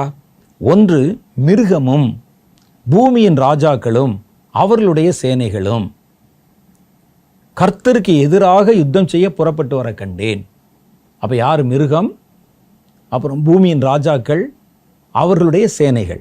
இதில் மிருகம் தவிர, மிருகம் என்பது சாத்தானுடைய அந்த திரித்துவத்தில் ஒன்று, அல்லது சாத்தான்னு வச்சுக்கோங்க, அது சாத்தான், அது ஸ்பிரிட்டு. இந்த மற்ற ரெண்டு இருக்கு பாருங்க, பூமியின் ராஜாக்கள் மனிதர்கள், அடுத்து அவர்களுக்கு கைப்பிடிந்த அவருடைய வேலையாட்கள் இருக்கிறாங்க, சிப்பந்திகள், அவர்கள் சேனைகள், அதுவும் மனிதர்கள். அதில் சாத்தான் ஒரு ஆள் தவிர மற்ற ரெண்டு கூட்டமே மனிதர்கள். அப்போ ராஜாக்கள் என்று நீங்கள் பார்த்தா அரசியல் இருக்கவங்க மாத்திரம் இல்லை, வியாபாரத்தை ஆளுகிறவர்கள் இருக்கிறாங்க, பொருளாதாரத்தை தன்னுடைய கண்ட்ரோலில் வச்சுருக்கிறவங்க இருக்கிறாங்க, எல்லாமே ராஜா தான். ராஜ வாழ்க்கை இன்னைக்கு ராஜாக்கள் தான் இல்லை ஒழிய ராஜ வாழ்க்கை வாழ்கிறவர்கள் இருக்கிறாங்களே. நம்ம தேசத்தில் இப்போ ராஜாக்கள் இல்லை. ஒரு காலத்தில் நிறைய ராஜாக்கள் இருந்தாங்க. ஆற்காட்டு நவாப் போன்ற நவாபுகள் இருந்தாங்க, ஹைதராபாத்தில் நிஜாம் போன்றவர்கள் இருந்தாங்க, மைசூரில் மகாராஜாக்கள் இருந்தாங்க. இப்போ அவங்களாம் யாரும் இல்லை. ஆனால் ராஜாக்கள் இல்லை, ராஜ வாழ்க்கை வாழ்கிறவர்கள் இருக்கிறாங்க நிறையா. பெரிய பெரிய பணக்காரர் லிஸ்ட்டில் 4வதா 7வதா 3வதா 1வதா இருக்கிறான்லாம் இந்தியாவில் இருக்கிறானே, இந்த ஏழை தேசத்தில். அப்போ இவருடைய வாழ்க்கை தரம் எப்படி இருக்கும்? அவர்கள் ராஜா இல்லை, ஆனால் ராஜ வாழ்க்கை இருக்கிறது. ஒரு காரியத்தை, ஒரு பெரிய ஒரு கூட்டத்தை கண்ட்ரோல் பண்ணக்கூடியவங்க, ஒரு சாம்ராஜ்யத்தை நிர்வகிக்கக்கூடியவங்க. அது என்ன சாம்ராஜ்யமாக இருக்கலாம், ஐடி சாம்ராஜ்யமாக இருக்கலாம், ஒரு எக்கனாமியில் இருக்கிற பொருளாதார சாம்ராஜ்யமாக இருக்கலாம். அவைகளை எல்லாம் தன்னுடைய கட்டுப்பாட்டில் வச்சுருக்கிறவங்க. அவங்களுக்கு கீழே பார்த்தீங்கன்னா 1,00,000 பேர் வேலை செய்கிறாங்க, 2,00,000 பேர் வேலை செய்கிறாங்க. நீங்கள் குதிரையில் ஏறி இருந்தவருக்கு எதிராக புறப்பட்டு வந்தோன்னு சொன்னால் நீங்கள் பழைய சரித்திர படத்துக்கு போயிடக்கூடாது. எல்லாம் குதிரையில் ராஜாக்கள் புறப்பட்டு வரும். அந்த ராஜாலாம் இப்போ எங்கே இருக்கிறான்? பென்ஷன் வாங்கிட்டு இருக்கிறாங்க. இங்கே சொல்லுகிற ராஜா என்பது ராஜாவை போல ஆளுமைகளில் இருக்கிறவர்கள். அவங்க ஒருவேளை கப்பல் ஆளுமை செய்யலாம், துறைமுகங்களை ஆளுமை செய்யலாம், பொருளாதாரத்தை ஆளுமை செய்யலாம். அவனுக்கு கூட வேலை செய்வதற்கு லட்சக்கணக்கான பேர் இருக்கலாம். இந்த கன்சர்னில் பார்த்தீங்கன்னா 12,00,000 பேர் வேலை செய்கிறாங்க. அது பெரிய சேனை தானே. அப்போ இவங்களை எல்லாம் உள்ளே இழுப்பதற்கும் கர்த்தரை எதிர்ப்பதற்கு, அவங்களுடைய ப்ராஜெக்ட் அவங்க செய்கிற எல்லாமே கர்த்தருடைய காரியத்தை எதிர்க்கணும். குதிரையில் ஏறி இருந்தவர் கிறிஸ்து என்று சொல்லப்படுகிறார் இந்த இடத்துல. அப்போ கிறிஸ்துக்கு எதிராக மாற்றணும். அப்போ என்ன செய்யணும் அப்படின்னா, இந்த அர்மகெதோன் என்ற இடத்துல யுத்தம் வரும்போது தன்னுடைய சேனைகளை கூட்டிக் கொண்டு கூட இருக்கக்கூடிய கீழே இருக்கக்கூடிய பணியாளர்கள், வேலையாட்களை அழைத்து கொண்டு இந்த தலைவர்களும் புறப்பட்டு சாத்தானை முன்னால் கூட்டிகிட்டு போகிறாங்கல்ல, போய் அவரை எதிர்க்கணும், சண்டையிடணும் அப்படின்னு சொல்ல வேண்டுமானால் அது அன்னைக்கு மாத்திரம் சொன்னால் பத்தாது. இப்போவே ஆரம்பித்து கடவுளையும் கடவுளுக்கு அடுத்த காரியங்களையும் எதிர்க்கிற ஒரு மனநிலையை மனிதர்களுக்குள்ளே கொடுக்கணும். அப்போ தான் அந்த யுத்தத்தில் கர்த்தர் பார்த்தாலே வெறுப்பு அவரை எதிர்க்கக்கூடிய கூட்டத்தை எழுப்பணும். அப்போ அது அன்னைக்கு வாங்க இன்றைக்கி ஆஃபீஸுக்கு லீவு, நம்ம எல்லாம் சேர்ந்து சண்டைக்கு போகிறோம். அங்கே ஒரு அர்மகெதோன்ற ஒரு இடம் இருக்குது. அங்கே ஒருத்தர் குதிரையில் நிற்பார். அவரையோடு நம்ம சண்டை போட போகிறோன்னு சொன்னால் இவன் யாரும் அப்படி ஈடுபாடோடு சண்டை போட மாட்டாங்க. இவர்கள் இடத்திலே அந்த குதிரையில் வரப்போகிறவரை குறித்து ஒரு கசப்புணர்வை, ஒரு வெறுப்புணர்வை, அவரை எதிர்க்கக்கூடிய மனநிலையை இப்போவே உண்டாக்கணும். அதைத்தான் இப்போ செஞ்சுக்கிட்டு இருக்கிறான். கடவுளை மறந்த ஒரு பெரிய கூட்டம், கடவுளை எதிர்க்கிற ஒரு கூட்டம், தேவனுடைய பிள்ளைகளை எதிர்க்கிற ஒரு கூட்டம், அவங்கள மனசை அப்படி கருத்தேற்றம் பண்ணுவது. இப்போ அந்த பேரை கேட்டாலே, இயேசுங்கிற பேரை கேட்டாலே அவனுக்கு எரிச்சல் உண்டாகும். சமீபத்திலே ஒரு விளையாட்டு வீராங்கனை, அவங்க கிறிஸ்டியன், அவங்க மேலே எவ்வளவோ பல பழிகளை சுமத்தி கொண்டிருந்தாங்க. சொன்னாங்க, இவங்க அப்பா மதமாற்றம் பண்ணுகிறவர், அவங்க குடும்பம் முழுசுமே ஜனங்களை கிறிஸ்தவ மதத்துக்குள்ளே மாற்றுகிறவர்கள். ஆகவே இந்த பெண் நம்முடைய விளையாட்டு கூடங்களில் விளையாடக்கூடாதுன்னு தடையெல்லாம் போட்டாங்க. தடைகளெல்லாம் தாண்டி இன்றைக்கி உலக அளவிலே அந்த விளையாட்டில் முதன்மையான இடத்துக்கு கொண்டு போவதற்கு கதவுகளை, வாசல்களை இந்த பெண் திறந்து வச்சிருக்கிறாங்க. அது மகா பெரிய வெற்றி. அப்போ அந்த வெற்றி கிடைச்ச உடனே அவங்க சொல்கிறாங்க, இந்த மகிமை முழுவதும் கிறிஸ்துவுக்கு தான்.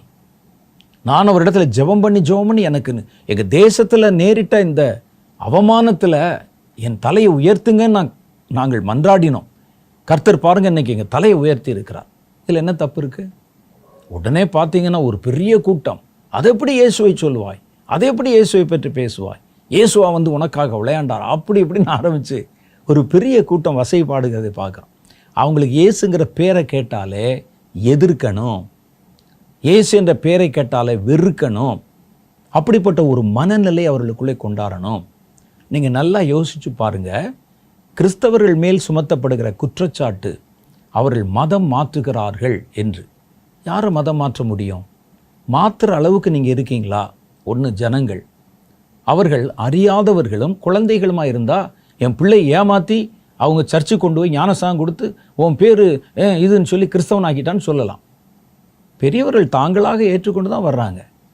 நம்ம என்ன ஊழியர்கள் போய் ஒரு துப்பாக்கி முனையில் நெத்தி போட்டில் வச்சு இயேசுவை ஏற்றுக்கொள்கிறாயா இல்லையான்னு சொல்லியா மதம் மாற்றுகிறோம்? அதென்ன கட்டாய மதம் மாற்றம்? நாங்கள் ட்ராக்ஸ் கொடுத்து நீங்கள் அதை வாங்கி ஏற்றுக்கொள்ளாவிட்டால் உங்களை தூக்கில் போட்டுருவாங்களா? அதை பணம் கொடுத்து ஜனங்களை ஏமாற்றி அவர்களை மதமாற்றம் செய்கிறார்கள். நீங்களே சொல்லுங்கள், ஒரு ஊழியக்காரன்ட்ட பணம் வாங்கிட முடியுமா நீங்கள்? அவர் கொண்டு இப்படி லட்சக்கணக்காக கொடுத்து அவர்களை உள்ளே கொண்டு வந்து சபையில் நிரப்பி என்ன செய்ய போகிறார் அவருக்கு அதனால் என்ன லாபம் இருக்கிறது? ஒரு பணத்தை பார்த்து ஒருவர் நம்ம மார்க்கத்துக்குள்ளே மதத்துக்குள்ளே வருகிறார்னா அவர் ஒரு எளியவரும் ஏழையும் பாவம் வசதி இல்லாதன்னு இருப்பார். அவருக்கு நம்ம தான் பார்த்து கொள்ளணும். அவரை வச்சு நம்ம என்ன செய்ய போகிறோம்? அப்போ இதெல்லாம் ஒரு பொய்யான குற்றச்சாட்டுகள். இந்த மாதிரி காரியங்களை வச்சு நானும் இத்தனை வருஷம் ஊழியம் செய்கிறேன். இப்படி பணத்தை கொண்டே ஒவ்வொருத்தர் கொடுத்து இயேசு ஏற்றுக்கொள்கிறியான்னு கேட்ட ஆட்கள் நான் பார்த்ததில்லை. அப்படி அவர்களை மாற்றி நம்ம என்ன தான் செய்ய போகிறோம்? இதுவரைக்கும் என்ன தான் செஞ்சுருக்கிறோம்? ஆங்கிலேயர்கள் காலத்திலிருந்து வந்தபோது மதம் மாற்றினார்கள், சரி. அதுக்கு பிறகு வந்த மிஷினரிகள் மதம் மாற்றினாங்க, சரி. இப்போ நீங்கள் வரைக்கும் மதம் மாற்றிட்டு இருக்காங்க, சரி. இந்த மதம் மாறினர்களை வச்சு தேசத்தில் என்ன செஞ்சிட்டாங்க? தேசத்தில் பெரிய கலவரம் வச்சாங்களா? குண்டு வெடிப்பு நடந்ததா? கிறிஸ்தவ தீவிரவாதிகளை பற்றி நீங்கள் எங்கேயாவது வாசிச்சிருக்கீங்களா, படிச்சிருக்கீங்களா? பாம்பு வச்சாங்க, தகர்த்தாங்க, பார்த்துருக்கீங்களா? ஆனால் ஒரு இனம் புரியாத வெறுப்பு, இயேசுங்கிற பேரை சொன்னாலே எரியும் அவர்களுக்கு. அப்படிப்பட்ட கூட்டத்தை எழுப்புவது, அப்படி அவங்களோட மனசில் அந்த இயேசு என்ற பெயரை அவரை வெறுக்கும்படிக்கு, அப்போ தான் அவங்களை என்ன செய்ய முடியும்? எதிர்க்க வைக்க முடியும். அப்போ இயேசுவை பற்றி சொல்லப்படுகிற நல்ல செய்திகள் எல்லாம் ஜனங்களுடைய காது கொண்டு போகக்கூடாது. சரித்திரத்திலேயோ நம்ம வாசிக்கிற பாட புஸ்தகங்களையோ இயேசுவை பற்றி உயர்த்தி பேசுகிற எந்த வார்த்தையும் வரக்கூடாது. ஜனங்கள் இவரை ஏற்றுக்கொள்ளக்கூடாது, நம்பக்கூடாது, அவரிடத்தில் ஜெபிக்கக்கூடாது. ஏன்? என்ன பகை? என்ன செய்தார்கள்? கிறிஸ்தவர்களால் என்ன பாதிப்பு உண்டாயிருக்கிறது? தேசத்தில் என்ன பாதிப்பு வந்தது? ஒரு 4 கட்டடத்துக்கு தீ வச்சாங்களா? ஒரு 4 இடத்துல குழப்பம் விளைவிச்சாங்களா? என்ன நடந்தது? அப்போ எந்த காரணமும் இல்லாமல் இயேசுவை பற்றின ஒரு வெறுப்பை அவர்களுடைய இருதயத்துக்குள்ளே போடணும். சமீபத்தில் ஒரு வீடியோ பார்த்தேன் நான், கொஞ்ச நாளைக்கு முன்னால். ஒரு வயசான பெரியவர் ஒரு பஸ் ஸ்டாண்டில் நின்று ட்ராக்ஸ் கொடுத்து கொண்டிருக்கிறார். கையில் ஒரு சின்ன மைக் மாதிரி வச்சுட்டு பேசிட்டு, இயேசுவை ஏற்றுக்கொள்ளுங்க, அவர் உங்களுக்காக ரத்தஞ்சினா குடிச்சிட்டு இருக்கார். ஒருத்தர் வேகமாக ஓடி ஒருவர் நல்ல கட்டுமஸ்தான ஆள் ஓங்கி அவரை அறைகிறார். அரைஞ்சோன்னே, எப்படி நீ இயேசுவை பற்றி இங்கே பேசலாம்? உடனே பக்கத்தில் இருந்த காவல்துறை 2-3 நாளுக்கு வந்து அவனை தடுக்கலை, இந்த ட்ராக்ஸ் கொடுத்தவரை கழுத்தை பிடிச்சி அவரை தரவென்று இழுத்து கொண்டு போய் தங்கள் போலீஸ் வாகனத்தில் ஏற்றி கொண்டு போனாங்க. இது எங்கே நடந்திருக்குன்னு நினைக்கிறீங்க நீங்கள்? இந்தியாவிலையா? இல்லை, அமெரிக்காவிலே நடந்தது. அப்போ இந்தியாவோ அமெரிக்காவோ ஆஸ்திரேலியாவோ ஒரு பக்கம் கர்த்தர் மேலே வெறுப்பை கொண்டு வருகிற ஒரு கலாச்சாரம் உள்ளே பரவிக்கொண்டே வருகிறது. ஒரு ஆள் இதே மாதிரி தான் ஒரு ஷாப்பிங் மாலில், இதுவும் அமெரிக்காவில் நடந்தது தான், ஜீசஸ் லவ்ஸ் யூன்னு போட்டு ஒரு டிஷர்ட்டு முதுகில் போட்டிருக்கிறார். ஒரு ஷாப்பிங் மாலில் கடைக்கு போகிறார். பின்னால் வந்த ஒருவர் ஓங்கி அவரை மிதித்து கீழே தள்ளி அவர் அடித்து போலீஸில் கம்ப்ளைண்ட் பண்ணுகிறார். அவன் என்ன சொல்லுகிறான்னு கேட்டால், ஜீசஸ் லவ்ஸ் யூன்னு போட்டிருக்கே, அதை பார்த்தா எனக்கு இரிட்டேஷனாக இருக்குது, அவன் அப்படி கொல்லணும் போல் இருக்கிறது, ஏன் என்ன செய்தார் அப்படின்னு சொன்னோடனே காவலர்கள் வந்து இந்த டிஷர்ட் போட்டவனை பிடிச்சி விலங்கு போட்டு இழுத்துட்டு போய் டிஷர்ட்டை கலட்ட சொல்லி வேறு பிளைன் டிஷர்ட் நீ வாங்கி போடுன்னு சொல்லி போட வச்சு அவருக்கு தண்டனை கொடுத்து அபராதம் கொடுத்து அனுப்புனாங்க. இதுவும் அமெரிக்காவில் தான். அப்போ நாம் நினைத்து கொண்டிருக்கிறோம், என்ன அமெரிக்கானா கிறிஸ்தவ நாடு, ஆஸ்திரேலியானா கிறிஸ்தவ நாடு, கிறிஸ்தவர்கள் எல்லா நாட்டிலையும் இருக்கிறாங்க. ஆனால் கிறிஸ்துவை எதிர்க்கிறவர்கள் உங்களுக்கு தெரியாமல் அமெரிக்காவில் இருக்கிற எல்லாரும் கிறிஸ்துவுக்கு சப்போர்ட் பண்ணுறவங்களா? இல்லை. இங்கிலாந்தில் இருக்கிற எல்லாரும் கிறிஸ்துவுக்கு சப்போர்ட் பண்ணுறவங்களா? இல்லை. இந்தியாவில் இருக்கிற எல்லாருமே கிறிஸ்துவை எதிர்க்கிறவர்களா? அதுவும் இல்லை. கிறிஸ்தவர்கள் எல்லா இடத்துலையும் இருக்கிறாங்க, கிறிஸ்துவை எதிர்க்கிறவர்களும் எல்லா நாட்டில் இருக்கிறாங்க. அப்போ இப்படிப்பட்ட ஒரு சமுதாயத்தை திரைமறைவில் உருவாக்கி கொண்டே வருவது. அதற்கு வாலிபர்களை பிடிக்கிறாங்க. வாலிபர்களை பிடித்து அவர்களுக்கு கருத்தேற்றம் பண்ணி இயேசு கடவுள் இல்லை என்று நம்ப வைத்து, கிறிஸ்டியானிட்டிலே ஒரு குரூப் இருக்குது, அதுக்கு பேர் நியூ வேவ் கிறிஸ்டியன்ஸ். அவங்க என்ன செய்வாங்கன்னா, எடக்கு மடக்கான கேள்விகளை கேட்டு வாலிபர்களுடைய மனதை கரெக்ட் பண்ணி அவங்கள அதை ஏற்றுக்கொள்ள வைத்து, பாருங்கள் எவ்வளோ ஓட்டை இருக்குது நம்ம மதத்தில். இயேசு சொல்கிறாரு, உன்னுடைய பகைவனை சிநேகிக்கணும், அவனை ஏற்றுக்கொள்ளணும், நன்மை செய்யணும்னு சொல்கிறாரே. நமக்கு இவ்வளோ சொல்கிறாரே, அவருடைய பகைவனான சாத்தானை அவர் ஏன் மன்னிக்கவில்லை, அவனுக்கு ஏன் அவர் நன்மை செய்யவில்லை? இப்படி ஒரு கேள்வி. ஆமாம், அதானே இவன்.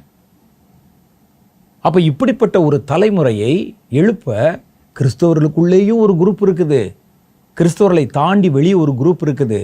அவர்கள் இந்த சேனைகளை சத்துரு பயன்படுத்தி கொண்டே வருகிறான், எழுப்பிக் கொண்டே வருகிறான். நம்ம வீட்டில் இருக்கிற வாலிபர்களை கூட குறி வச்சு, அதனால தான் சொல்கிறது, கண்ட இடத்துக்கு செய்தி கேட்க போகிறான், சர்ச்சுக்கு போகிறான், அந்த உபதேசம் என்னன்னு நீங்கள் பார்க்கணும். அதை பார்த்து அவன் கிறிஸ்துவை தன்னுடைய சொந்த இரட்சகராக ஏற்றுக்கொண்டு அவருக்கு அடிமை போல தன்னை மாற்றிக்கொண்டு வாழும்படிக்கு அந்த உபதேசம் சொல்லுதா, அல்லது கர்த்தரை மனதளவில் எதிர்க்கிற மாதிரியும் கர்த்தருடைய காரியங்களுக்கு எதிராக நம்மை திருப்புற மாதிரியும் வருகிறதா நீங்கள் பார்க்கணும். இவர்கள் இப்படிப்பட்ட இடத்துல போய் அந்த நியூ வேவ் கிறிஸ்டியன்ஸ் அவர்களுடைய புஸ்தகங்கள் இது மாதிரி நிறைய இருக்குது.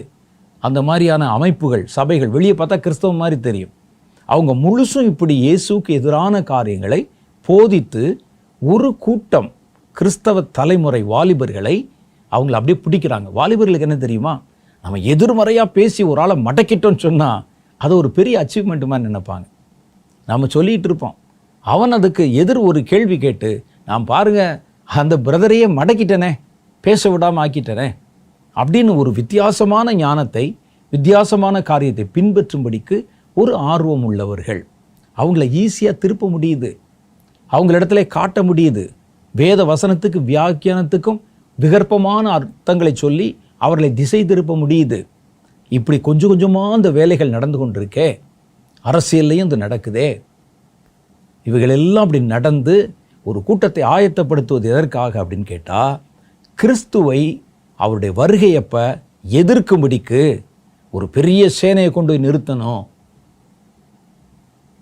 நான் இதில் சொல்ல வருவது என்னவென்றால், அந்த சேனையில் உங்கள் பிள்ளைகள் யாரும் இருந்துடக்கூடாது.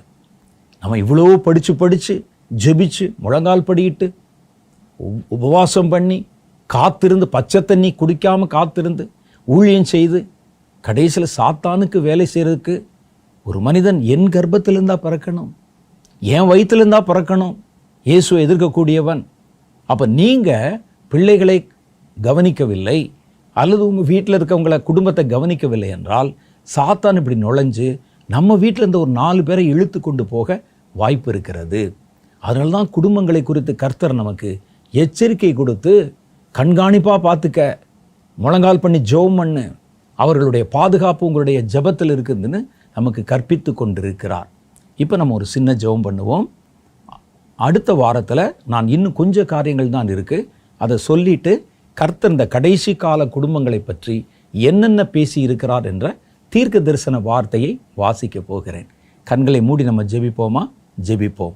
அன்பும் இரக்கம் நிறைந்த எங்கள் பரலோக பிதாவே, இம்மட்டும் நாங்கள் பேசிக்கொண்ட காரியங்களை கவனித்து கேட்ட நீர் எங்கள் குடும்பத்தில் இருந்து ஒருவர் கூட கெட்டு போகாமலும், ஒருவர் கூட சாத்தானுடைய வலையிலே விழுந்து விடாமலும், சாத்தானுடைய மாயமான உபதேசங்கள், எதிர்க்கிற திறன், அவைகளுக்கு நடுவில் எங்கள் பிள்ளைகள் பிடிபட்டு விடாதபடிக்கும் கர்த்தருக்கென்று சாட்சியாக வாழவும், கர்த்தருக்கென்று இரத்தத்தை சிந்துகிற கூட்டமாகவும் எங்கள் பிள்ளைகளை கர்த்தர் எழுப்பணும். ஆண்டவரே, இந்த வார்த்தைகளை கேட்ட ஒவ்வொரு குடும்பத்திலும் கர்த்தருடைய பாதுகாக்கும் அரண், ஆவியின் அரண் இப்பொழுது இறங்கி அவர்களை பாதுகாத்து கொள்ளணும். ஆண்டவரே, சர்ப்பத்தை போல உள்ளே வந்து நூதனமான காரியங்களை பேசி எங்கள் பிள்ளைகளை கொள்ளை பொருளாய் கொண்டு போய் விடாதபடி கர்த்தரும் எங்கள் பிள்ளைகளை பாதுகாத்தருளும். தொடர்ந்து இந்த வார்த்தைகளை கேட்டவர்களை ஆசீர்வதியும். இயேசுவின் மூலம் என் ஜெபத்தை ஏற்றுக்கொள்ளும் பிதாவே, ஆமென். கர்த்தர் நம்மோடு இடைப்பட்டு பேசினார். இன்னும் நிறைய காரியங்கள் உங்களுக்கு சொல்ல வேண்டியிருக்கு. அடுத்த வாரம் நம்ம சந்திக்கும் போது மேலதிகமான சில விவரங்களை சொல்லி இதற்காக நம்ம அதிக நேரம் ஜெபிக்க போகிறோம். அதுவரை கர்த்தர் உங்களை ஆசீர்வதித்து காப்பாராக. ஆமென்.